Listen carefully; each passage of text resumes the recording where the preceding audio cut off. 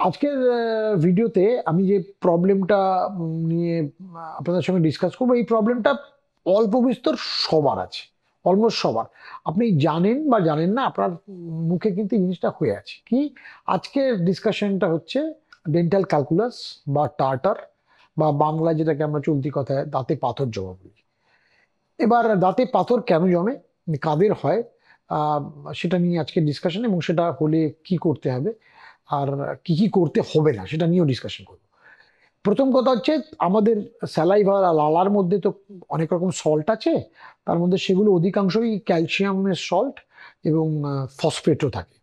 এইগুলো কিন্তু আমাদের মুখের পিএইচ এর তারতম্য অনুযায়ী, খাদ্য প্রকৃতি অনুযায়ী, মুখের ব্যাকটেরিওলজিক্যাল ইকোলজি অনুযায়ী দাঁতের উপরে ডিপোজিট হয়। এইগুলোই আমাদের মুখে দাঁতে টার্টার বা ডেন্টাল ক্যালকুলাস পাথরের মতন কিছু সাবস্টেন্স হয়ে ডিপোজিট হতে পারে। সেগুলোকে আমরা ডেন্টাল টার্টার বলি এবং ক্যালকুলাস বলি। এবং এইগুলো কিন্তু ফসিলাইজড ফর্ম অফ ব্যাকটেরিয়া, এর মধ্যে সব ব্যাকটেরিয়া থাকে। এগুলো এগুলো থেকে টক্সিন বেরোয়।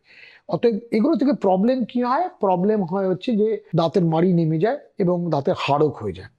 অতএব এই টার্টার বা ক্যালকুলাস থাকলে কিন্তু এই প্রবলেমগুলো আপনাদের হবে। এবং এবার কাদের মুখে এটা হয়? প্রত্যেকের মুখে, যেরকম প্রথমে বলছিলাম, সবার মুখে অল্প বিস্তর হয়। কেউ কেউ খুব হেভি ক্যালকুলাস ফর্মার হয়। সেটা দু একটা কারণ থাকতে পারে। একটা হলো ফ্যামিলিতে সেটা রান করে। দ্বিতীয় কারণ হচ্ছে যে মুখের পিএইচ, মুখের স্যালাইভার ঘনত্ব বা লালার ঘনত্ব, এই সমস্ত কিছু জিনিসের উপরে এই জিনিসটা ডিপেন্ড করে।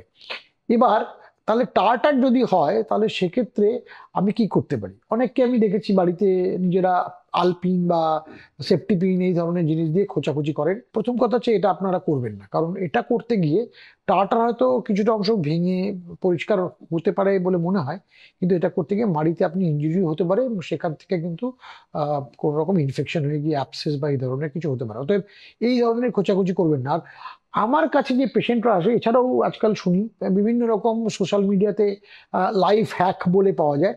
সেক্ষেত্রে তারা সাজেস্ট করে দাঁতে বেকিং সোডা দিন, দাঁতে বিভিন্ন রকম অয়েল ইউজ করুন। আমি একটা কথা বলবো, এগুলো করে কিন্তু টার্টারকে ডিসলজ করা যায় না, কারণ টার্টারকে মেকানিক্যালি ডিসলজ করতে হয়। কেমিক্যালি যদি টার্টারকে ডিজলভ করতে হয়, তাহলে সেটা মোস্টলি অ্যাসিডিক সাবস্টেন্সেস হতে হবে। প্রবলেমটা হচ্ছে এই সাবস্টেন্সগুলো আপনার মুখের যে মিউকোসা আছে, জিভের মিউকোসা আছে, সেগুলোকে পুড়িয়ে দিতে পারে। তাছাড়াও যদি অ্যাসিডিটি বেশি হয়, সেক্ষেত্রে আপনার এনামেলের কিন্তু ইররিভার্সিবল ড্যামেজ হতে পারে। কারণ অনেকবার অনেক জায়গায় বলেছি যে এনামেল যদি একবার চলে যায়, সেক্ষেত্রে কিন্তু এনামেল আর ফেরত আসে না। অতএব এই ধরনের সমস্ত রকম কেমিক্যাল দিয়ে মুখে এক্সপেরিমেন্ট করা বন্ধ করুন। আমি বলছি না যে আপনি বাড়িতে এটা করার জন্য বিভিন্ন রকম ডিভাইস আজকাল পাওয়া যাচ্ছে অ্যামাজন ট্যামাজনেও, সেগুলো ব্যবহার করাটা রিস্কি। অতএব যদি আপনাকে এটা ঠিকই করতে হয়, তাহলে কিন্তু একজন ডাক্তারবাবুর কাছে যেতে হবে। তিনি আপনাকে বলে দেবেন কিভাবে করা যেতে পারে। এখন অনেক জেন্টল হয়ে এসছে। এখন আল্ট্রাসোনিক ভাইব্রেশনে স্কেলিং এরও মেথড চেঞ্জ হয়েছে। প্লাস এখন এয়ার স্ট্রিম বায়োফিল্ম ক্লিয়ারেন্স এসছে, যেগুলোতে আমরা শুধু এয়ার জেট দিয়ে, তার মধ্যে কিছু পাউডার পার্টিকেল থাকে, সেগুলো দিয়েও দাঁত পরিষ্কার করতে পারি। অতএব দিন দিন এই ক্লিনজিং মেথডগুলো আগের থেকে, যে ম্যানুয়াল মেথড থেকে আস্তে আস্তে আমরা খুব সফিস্টিকেটেড সফট মেথডে যাচ্ছি। অতএব আগে যেটা ধরনের ধারণা ছিল না, দাঁতের এনামেলের ক্ষতি হবে, দাঁত নড়ে যাবে, এই ধরনের কিছু কিন্তু এখনকার দিনে আর হয় না। অতএব টার্টার বা দাঁতের পাথর হওয়া একটা রেগুলার প্রবলেম, এটা নিয়ে চিন্তা করার কিছু নেই। আর আরেকটা ব্যাপার, এই জিনিসটা কিন্তু ফ্যামিলিতে রান করে। আপনার বাবা মার যদি দাঁতে খুব বেশি পাথর থাকে, আপনার মুখের ও এনভায়রনমেন্টে কিন্তু বেশি পাথর হওয়ার টেন্ডেন্সি থাকবে। এটা নিয়ে চিন্তা করার কিছু নেই। এটা কিন্তু নর্মালও নয় যে মুখে পাথর থাকবে, কারণ মনে রাখবেন সেটা কিন্তু কিছুদিন মধ্যে আপনার মাড়িকে খুইয়ে নামিয়ে দেবে, দাঁতও ক্ষয়ে যাবে এবং দাঁত নড়তে থাকবে।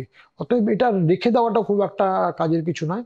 আপনি এরকম যদি হয় যে আপনি বুঝতে পারেন যে আপনার দাঁতে পাথর হচ্ছে, স্পেশালি লোয়ার অ্যান্টিরিয়র, নিচের সামনের দাঁতের ভেতর দিকে বেশি হয়, কারণ ওখানে স্যালাইভা বা লালার পুলিং বেশি হয়, আপনি আপনার নিকটবর্তী ডাক্তারবাবুর কাছে যান, দাঁতের ডাক্তারবাবু। তিনি বলে দেবেন সবচেয়ে ভালো কি মেথডে দাঁত পরিষ্কার করে রাখতে পারবেন। এবং তিনি যদি কোনো রকম টুথপেস্টও আপনাকে বলেন যে দাঁতের পাথর কিভাবে কমানো যাবে, সেটা তিনিই বলবেন। আপনি দোকান থেকে কিনে এই ধরনের টুথপেস্ট ইউজ করবেন না, কারণ সেই টুথপেস্টগুলোরও লিমিটেশন আছে। অতএব তিনি বলে দেবেন যে পাথর বা ক্যালকুলাস পরিষ্কার করা কি মেথডে যাবে, এবং তারপরে আপনি কি করলে এই ধরনের টার্টার বা ক্যালকুলাস কম প্রেসিপিটেশন হবে। যেরকম বললাম, বেকিং সোডা তো বললামই। তার সঙ্গে অনেককে আমি আজকাল এটাও দেখেছি যে তারা সর্ষের তেল এবং লবণ, বা আগেকার দিনে ওই গুল টাইপের জিনিস, বা উনুনের ঘুঁটের ছাই এগুলো ব্যবহার করে। এগুলো কিন্তু ভীষণ ক্রুড মেথড। আজকের এই সভ্য পৃথিবী যেখানে এই সায়েন্টিফিক্যালি আমরা এতটা এগিয়ে গেছি, টেকনোলজিক্যালি এতটা এগিয়ে গেছি, এই ধরনের জিনিস কিন্তু দাঁতের জন্য ব্যবহার করবেন না। কারণ এই সমস্ত জিনিস কিন্তু দাঁতের এনামেলের প্রচন্ড ক্ষতি করে।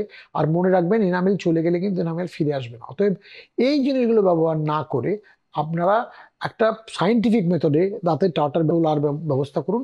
সেটা একজন দাঁতের ডাক্তারবাবু আপনাকে সবচেয়ে ভালো বলতে পারবেন কি মেথডে করা হবে। এই ভিডিওটা ভালো লাগলে একটা আমাদের কমেন্ট বক্সে আপনি কমেন্ট করতে পারেন, জানতে চাইতে পারেন যে দাঁতের টাটার তোলার জন্য সবচেয়ে ভালো মেথড কি, কিভাবে তোলা যেতে পারে, বা মাড়ি সংক্রান্ত বা দাঁতের অন্যান্য যে কোনো অসুবিধা সংক্রান্ত বিষয়ে আপনি এখানে প্রশ্ন করতে পারেন। আমাদের টিম এবং চ্যানেলের পক্ষ থেকে অবশ্যই আমরা তার উত্তর দেওয়ার চেষ্টা করব। দেখা হবে পরবর্তী কোনো একটা এপিসোডে।